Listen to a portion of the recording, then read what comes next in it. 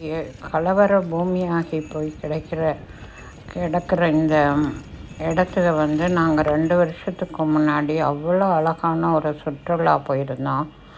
அந்த சுற்றுலாவில் எங்களை ரொம்ப பாதுகாப்பாக கூட்டிகிட்டு போனது இந்த குதிரைகள் தான். குதிரைகள் மேடு பள்ளம் பார்த்து அது கால் வச்சு போன அந்த அழகு இன்னும் நினச்சி பார்த்தா அதை நன்றியோட கையெடுத்து கும்பிடத்தான் தோணுது. இந்த குதிரைகள் அவ்வளோ அம்சமாக அவ்வளோ பாதுகாப்பாக எங்களை அந்த மலை ஏற்றத்துக்கு கூட்டிகிட்டு போய் திரும்ப கூட்டிகிட்டு வந்துச்சு. அதை பழக்கப்படுத்தின அந்த ஜனங்களும் ரொம்ப மரியாதையாக நல்லா நடந்து எங்களை கவனமாக தான் கூட்டிகிட்டு போய் வந்தாங்க. குதிரைகளை ஏன் அந்த காலத்தில் ஜனங்கள் சாமியாக கும்பிட்டாங்கங்கிறது இப்போ தான் எனக்கு புரியுது. ஏன்னா அவங்களுக்கு அது வழித்துணையாக எவ்வளோ தூரம் இருந்திருக்குங்கிறதுக்கு நம்ம நிறைய சரித்திரங்கள்லேயும் படிச்சிருக்கோம்.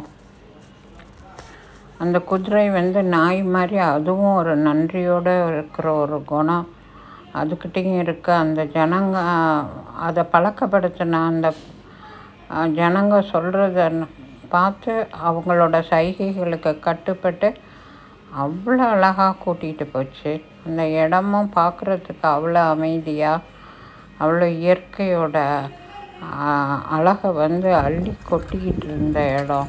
அந்த இடத்த ஏன் இப்படி ஒரு கலவர பூமியாக மாற்றுறாங்க ஜனங்கன்னே புரியல. இது காஷ்மீருக்கான முன்னேற்றத்துக்கான ஒரு நல்ல இடமா சுற்றுலா தலமாக இருந்தது.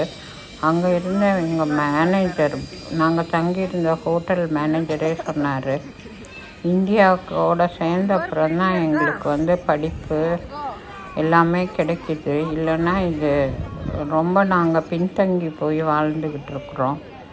இனிமேல் மற்ற மாநிலங்களோட பார்க்கும்போது காஷ்மீர் மாநிலம் ரொம்ப பின்தங்கி போயிருக்கிறது எங்களுக்கு ரொம்ப கவலையாக இருந்துச்சு. ஆனால் இப்போ இந்தியாவோட சேர்ந்த அப்புறம் எங்களுக்கு அது எல்லாமே கிடைக்கிது. சுற்றுலாவும் பெருகி வருமானமும் வருது. இங்கே இருக்க ஜனங்க ஒரு செழிப்போடு வாழ்கிறாங்க.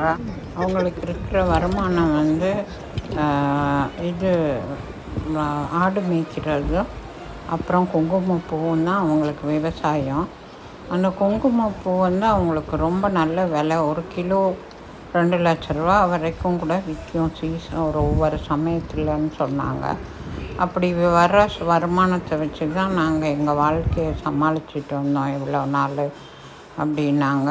இப்போ தான் அவங்களுக்கு நிறைய டூரிசம் வருமானம் வருது. வர டூரிஸ்ட் இந்த குங்குமப்பூ அப்புறம் வாசனை பொருள்லாம் கொஞ்சம் வாங்கிட்டு போகிறாங்க.